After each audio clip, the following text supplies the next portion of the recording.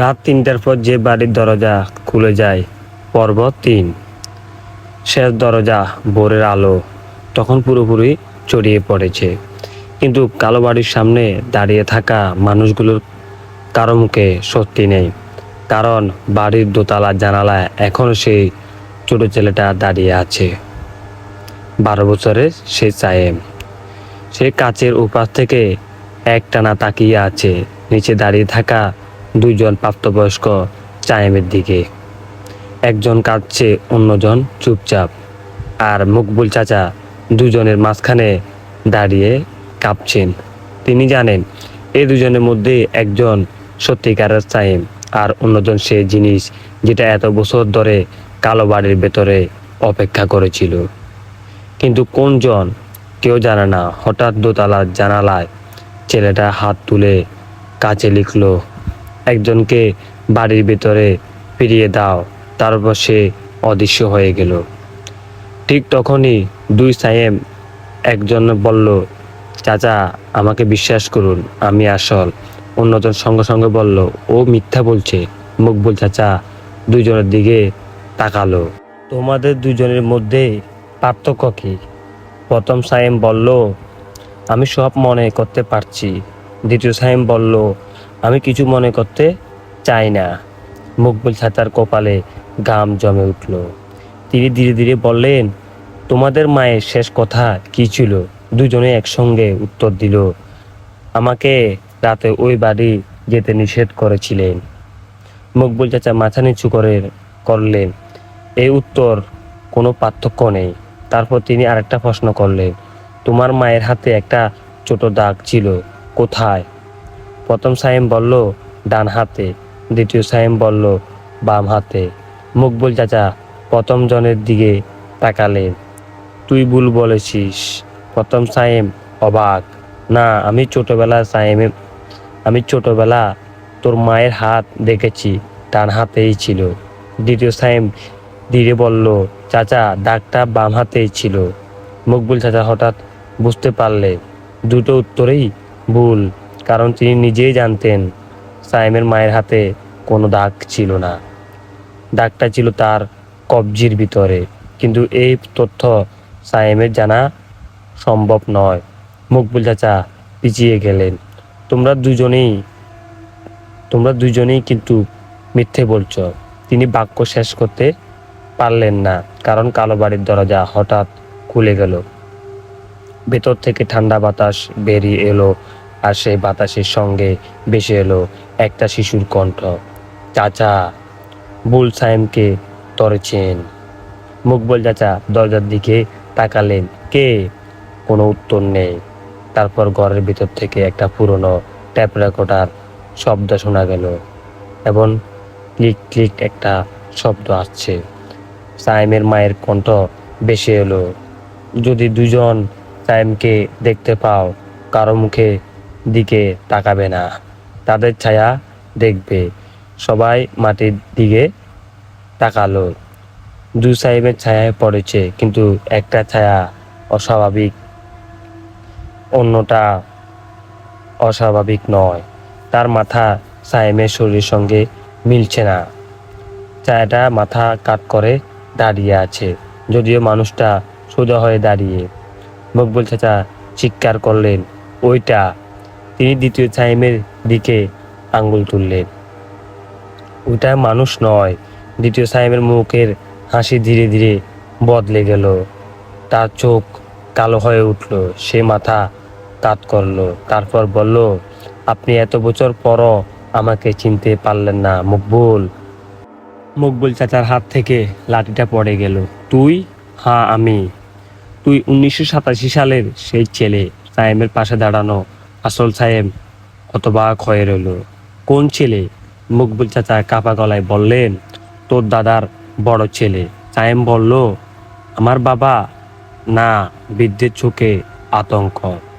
তোর দাদার প্রথম সন্তান। সায়েম কিছু বুঝতেই পারল না। আমার বাবা তো একমাত্র ছেলে ছিলেন তার। তোর মা তোকে সেটা বলেছিল। মকবুল চাচা ধীরে ধীরে বললেন, কিন্তু তোর বাবা আগে আরেকটা সন্তান ছিল। সামনে দাঁড়িয়ে থাকা অশুভ সায়েম এবার হেসে উঠল। আমাকে জন্মের পর এই বাড়ির কাছে উৎসর্গ করা হয়েছিল, কিন্তু আমি মরিনি। আমি অপেক্ষা করেছি 18 বছর, তারপর আরো 18 বছর, আর আরো এখনো করতেছি। সে আসল সাইমের দিকে তাকালো। এবার তোর পালা। আসল সাইম পিছিয়ে গেল। তুমি কে? অশুভ সাইম বলল, তোর রক্তের মানুষ, তুমি আমার ভাই। হ্যাঁ, তাহলে আমার মতো দেখতে কেন? সে মৃদু হাসলো, কারণ এই বাড়ি যাকে নিজের করে নে তার মুখটা নিয়ে নে। তোর মুখ, তোর স্মৃতি, তোর জীবন, আর আমাকে দে। সায়েম বুঝতে পারল গত রাতে যে অন্য সায়েমকে সে দেখেছিল সেটা তার কোনো ভুতুড়ে প্রতিচ্ছবি নয়। এটা ছিল তার নিজের রক্তের একজন মৃত আত্মীয়, যে তার মুখ দাঁড় করেছে।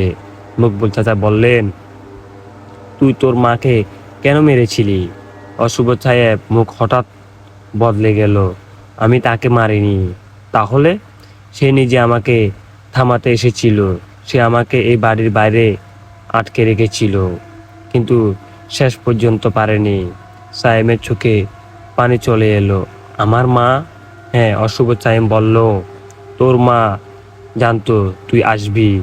সে জানতো তুই আমাকে চিনতে পারবি না, তাই চিঠি রেখে গিয়েছিল। কিন্তু একটা কথা তো সে তোকে বলেনি। সায়েম তাকালো। কি? অশুভ সায়েম ধীরে ধীরে বলল, তুই গত রাতে যখন প্রথম এই বাড়িতে ঢুকেছিলি তখনই তুই মারা গিয়েছিলি। সায়েমের বুক কেঁপে উঠল এটা শুনে। মিথ্যা, এটা একদম মিথ্যা। তোর শরীরটা এখনো বাইরে আছে, কিন্তু তুই নিজেই কোথায়? সে নিজের বুকের দিকে আঙুল রাখলো। তুই তো এখানে। তারপর বাড়ির দিকে তাকালো, আর তোর আত্মা সেখানে। মকবুল চাচা হঠাৎ বললেন, একটা উপায় আছে। দুই সায়েম তার দিকে তাকালো। শেষ দরজায় অশুভ সায়েমের মুখে হাসি মিলিয়ে গেল। না, মকবুল চাচা বললেন, যদি শেষ দরজা খোলা হয়, বাড়ির সঙ্গে যার বন্ধ আছে সেটা ছিঁড়ে যাবে। সায়েম বলল, কি করতে হবে? বৃদ্ধ বললেন, তোর দাদার ঘরে যেতে হবে। সেখানে একটা পুরনো গড়ি আছে, ওই গড়িটা ভাঙতে হবে। অশুভ সায়েম চিৎকার করলো, না। তার কণ্ঠে এবার মানুষের স্বর নেই। সঙ্গে সঙ্গে চারপাশে বাতাস ভারী হয়ে গেল।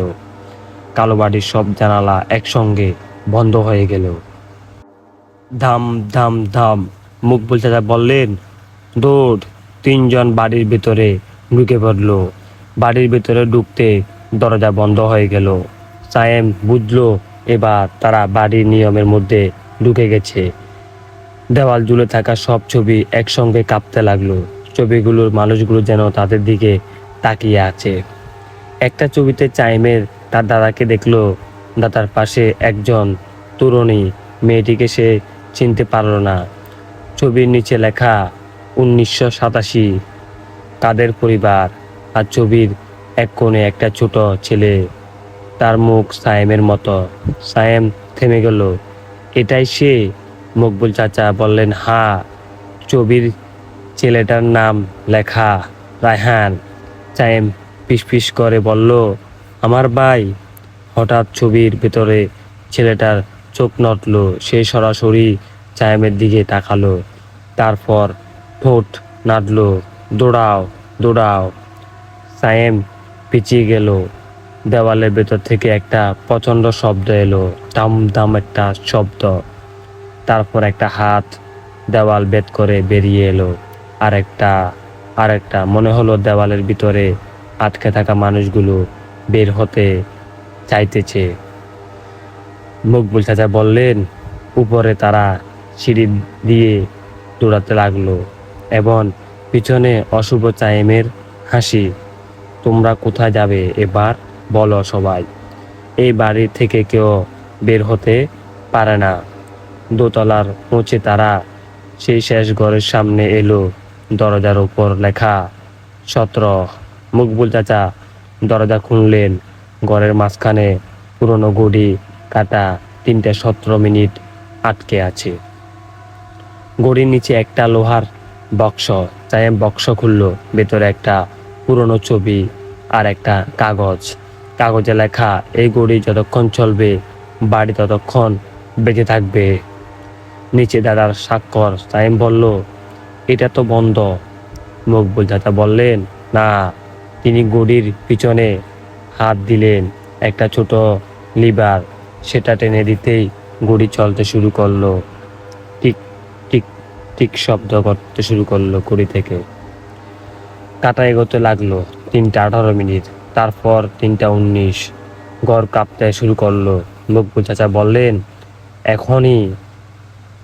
সায়েম লোহার রড তুলে গড়ির দিকে ছুটলো। ঠিক তখনই অশুভ সায়েম দরজায় এসে দাঁড়ালো। তার চোখ সম্পূর্ণ কালো। গড়িটা ভাঙলেও তুইও মরবি। সায়েম থেমে গেল। কেন? কারণ তোর জীবন ওই গড়ির সঙ্গে বাঁধা। তাহলে তুই যদি গড়ি ভাঙ্গিস, তোর আত্মা এই বাড়ির সঙ্গে চিরদিনের জন্য আটকে যাবে। সায়েম রড নামিয়ে ফেলল। অশুভ সায়েম হাসলো। ভালোই ছেলে। মকবুল চাচা চিৎকার করলেন, ওর কথা শুনিস না তুই। অশুভ সায়েম বলল, তুই জানিস না চাচা, ও যদি গড়ি ভাঙে তুইও মরবি। মকবুল চাচা চুপ হয়ে গেলেন। সায়েম বুঝতে পারলেন বৃদ্ধ তার কাছে সত্যিটা লুকিয়েছেন। চাচা? বৃদ্ধ চোখ নামিয়ে বললেন, হ্যাঁ, আমি মারা যাব সম্ভবত। সায়েম কিছুক্ষণ চুপ করে রইলেন। তারপর মৃদুল হাসলেন, আমি যদি না ভাঙ্গি, মকবুল চাচা বললেন, তাহলে এই বাড়ি আরো 18 বছর মানুষ নেবে। সায়েম গড়ির দিকে তাকালো। তারপর মায়ের কথা মনে পড়লো। তুই যদি কখনো নিজের আরেকটা মুখ দেখিস, তাকে বিশ্বাস করিস না। সে চোখ বন্ধ করলো। মা আমাকে বাঁচতে বলেছিল, কিন্তু অন্যদের মরতে দিতে নয়। সায়েম রড তুলে গড়িতে আঘাত করলো। থাম থাম করে মারতে শুরু করলো। কাজ ভেঙে গেল। অশুভ সায়েম চিৎকার করে উঠল, না না, তুই কাজটা করিস না। আরেকটা আঘাত। ধাম ধাম শব্দ। গড়ির ভিতরে যন্ত্র ভেঙে গেল। সঙ্গে সঙ্গে পুরো বাড়ি কেঁপে উঠল। দেওয়াল পেটে গেল। জানালাগুলো ভেঙে পড়লো। দোতলার ছাদ থেকে ধুলো ঝরতে লাগলো। অশুভ সায়েমের শরীর ধীরে ধীরে বিকৃত হতে শুরু করলো। তার মুখ গলে যাচ্ছে। চোখ দুটো গভীর গর্তে পরিণত হলো। সে চিৎকার করলো, তুই আমাকে ধ্বংস করতে পারবি না। সায়েম বলল, তুই আমার ভাই হলেও তোর জন্য আমি দুঃখিত, কিন্তু তুই আমার জীবন নিতে পারবি না। অশুভ সায়েম হঠাৎ ঝাঁপিয়ে পড়ল। দুজন মাটিতে পড়ে গেল। মকবুল চাচা রড দিয়ে তাকে আঘাত করলেন, কিন্তু সে যেন কিছু অনুভব করল না। সে সায়েমের গলা চেপে ধরল। সায়েম শ্বাস নিতে পারছে না। ঠিক তখন ঘরের ভাঙা আয়না মায়ের মুখ দেখা গেল। তিনি বললেন, সায়েম। সায়েম চোখ খুলল। মা বললেন, ওর নাম ধরে ডাক। সায়েম বুঝতে পারল না। মা আবার বললেন, ওর আসল নাম। সায়েমের মনে পড়ল ছবির নিচে লেখা রায়হান। সে কষ্ট করে বলল, রায়হান। অশুভ সায়েম হঠাৎ থেমে গেল। রায়হান? তার মুখে বিকৃত থেমে গেল। চোখে এক মুহূর্তের জন্য মানুষের চেহারা ফিরিয়ে এলো। একটা ছোট ছেলে 12 বছরের কাঁদছে। ভাই। সায়েমের চোখে পানি চলে এলো। আমি তোকে বলিনি। রায়হান কাঁপা গলায় বলল, আমাকে বাড়ি থেকে বের কর। কিভাবে? দরজা বন্ধ কর। কোন দরজা? রায়হান ভাঙা ঘরের শেষ দিকে তাকালো। সেখানে আরেকটা দরজা, যেটা আগে ছিল না। কালো দরজা। তার উপর লেখা 3:17। সায়েম বুঝলো এটাই শেষ দরজা। সে দরজার দিকে এগিয়ে গেল। রায়হান তাকে থামালো না। দরজা বন্ধ করলে কি হবে? রায়হান বলল, বাড়ি ঘুমিয়ে যাবে, আর তুমিও। সে মৃদুল হাসলো। আমি তো অনেক আগে ঘুমিয়ে আছি। সায়েম দরজা হাতলে হাত রাখলে মা, দাদা, 1987 সালের এই মানুষগুলো সব মুখ তার সামনে ভেসে উঠল। সে দরজা খুলল। ভেতরে কিছুই নেই, শুধু গভীর অন্ধকার। আর সেই অন্ধকারের মধ্যে অসংখ্য কণ্ঠ, ফিরে এসো, ফিরে এসো। সায়েম পিছনে তাকালো। রায়হান দাঁড়িয়ে আছে। সে বলল, ভাই এবার দরজা বন্ধ কর। সায়েম চোখ বন্ধ করলো, দরজা বন্ধ করলো। ধাম ধাম শব্দ হলো, সঙ্গে সঙ্গে পুরো বাড়ি নিস্তব্ধ হয়ে গেল। ঘড়ি থেমে গেল, বাতাস থেমে গেল, সব কণ্ঠ থেমে গেল। আর রায়হান অদৃশ্য। সকাল 7টা, গ্রামের মানুষ দেখলো কালো বাড়ির দরজায় খোলা, কিন্তু ভেতরে কেউ নেই। দোতলার শেষ ঘরটা ভেঙে পড়েছে। পুরনো ঘড়ির মাটিতে পড়ে আছে, তার কাঁটা থেমে আছে 3টা 17 মিনিটে। মকবুল চাচা বাড়ির বাইরে বসে কাঁদছিলেন, তার পাশে চায়েম দাঁড়িয়ে, একদম স্বাভাবিক, কিন্তু সে কিছু বলছিল না। মকবুল চাচা জিজ্ঞেস করলেন, তুই ঠিক আছিস? সায়েম মাথা নাড়ল, হ্যাঁ আমি ঠিক আছি। রায়হান? সায়েম দীর্ঘশ্বাস ফেলল। ও মুক্তি পেয়েছে। মকবুল চাচা আকাশের দিকে তাকালেন, তোর মাও? সায়েমের চোখে পানি। হয়তো। তারপর সে বাড়ির দিকে শেষবার তাকালো। দোতলার জানালায় কেউ নেই, সব জানালা বন্ধ, গেটও বন্ধ। কালো বাড়ি যেন বহু বছরের ঘুমে চলে গেছে। সায়েম ব্যাগ তুলে নিল। আমি ঢাকায় ফিরে যাব। মকবুল চাচা বললেন, যা। সায়েম হাঁটতে শুরু করলো। কয়েক পা যাওয়ার পর সে থেমে গেল। তার ফোন বেজে উঠল। স্ক্রিনে একটা নম্বর, নাম নেই। সায়েম কিছুক্ষণ তাকিয়ে থাকলো, তারপর সে কল রিসিভ করলো। ও পাশে নীরবতা। হ্যালো। কোনো উত্তর নেই। তারপর খুব নিচু একটা শিশুর কণ্ঠ, ভাইয়া। সায়েমের শরীর ঠান্ডা হয়ে গেল। রায়হান? ও পাশে হাসি, না আমি। কণ্ঠটা ধীরে ধীরে বদলে গেল। প্রথমে রায়হান, তারপর মায়ের কণ্ঠ, তারপর দাদা, তারপর সায়েমের নিজের কণ্ঠ। আমি তোর পিছনে দাঁড়িয়ে আছি। সায়েমের নিঃশ্বাস বন্ধ হয়ে গেল। সে ধীরে ধীরে পিছনে তাকালো। রাস্তা পাকা, কেউ নেই। কালো বাড়িও দূরে, কিন্তু তার পায়ের নিচে একটা জিনিস পড়ে আছে, একটা পুরনো ঘড়ি। সায়েম সেটা তুলে নিল। ঘড়ি কাঁটা চলছে, টিক টিক শব্দ করে। সময় 3টা 17 মিনিট। সায়েমের চোখ বড় হয়ে গেল। অসম্ভব, এখন তো সকাল। ঠিক তখন ফোনের ওপার থেকে একটা কণ্ঠ বলল, ঘড়ি বন্ধ হয়েছে, বাড়ি বন্ধ হয়েছে, কিন্তু দরজা? সায়েমের গলা শুকিয়ে গেল। কোন দরজা? ওপার থেকে উত্তর এলো, তোর বাড়ির দরজা। কল কেটে গেল। সায়েম ধীরে ধীরে নিজের গ্রামের বাড়ি দিকে তাকালো, যে বাড়ি সে সকালে ঘুম থেকে উঠেছিল। সে বাড়ির দরজা নিজে থেকেই খুলে গেল। ভেতরে অন্ধকার, আর দরজা ঠিক সামনে দাঁড়িয়ে আছে একজন মানুষ। সায়েম, তার মতো দেখতে, একই মুখ, একই পোশাক, একই চোখ, কিন্তু মুখে অদ্ভুত হাসি। সায়েম স্থির হয়ে গেল। দরজা দাঁড়ানো মানুষটার হাত তুলে তাকে ইশারা করলো, তারপর বলল, তুই তো ভেবেছিলি গল্পটা শেষ। সায়েমের হাত থেকে ঘড়িটা পড়ে গেল ঝনঝন শব্দ করে। দরজা দাঁড়ানো সায়েম ধীরে ধীরে হাসলো। কালো বাড়ি শুধু একটা দরজায় ছিল, আসল বাড়ি তো এটাই। সায়েম পিছিয়ে গেল। তুমি কে? অন্য সায়েম বলল, আমি। সে এক পা বাইরে এলো, তারপর পায়ের নিচে কোনো ছায়া নেই। আমি সেই সায়েম, যে গত রাতে কালো বাড়ি থেকে বের হয়েছি। আর তুই? সে সায়েম দিকে আঙুল তুলল। তুই এখনো ভেতরে আছিস? সায়েম চিৎকার করতে চাইলো, কিন্তু তার গলা দিয়ে কোনো শব্দ বের হলো না। হঠাৎ চারপাশে অন্ধকার হয়ে গেল। শেষবার সে শব্দ শুনল,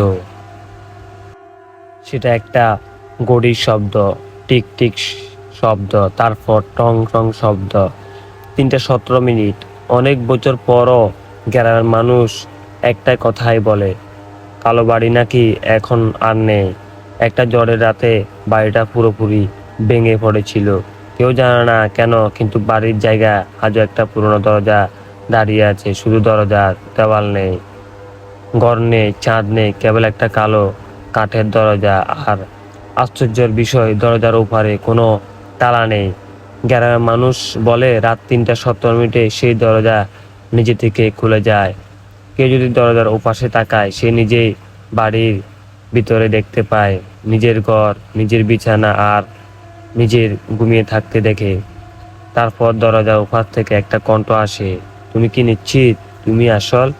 কেউ আজ পর্যন্ত সেই প্রশ্নের উত্তর দিতে পারেনি, কারণ যারা যার দরজার ওপাশে তাকিয়েছে তারা আর কখনো ফিরে আসেনি। শুধু তাদের বাড়ির দরজা রাত 3:17 খুলে থাকতে দেখা গেছে, আর দরজার সামনে পড়ে থাকতে দেখা গেছে একটা পুরনো ঘড়ি।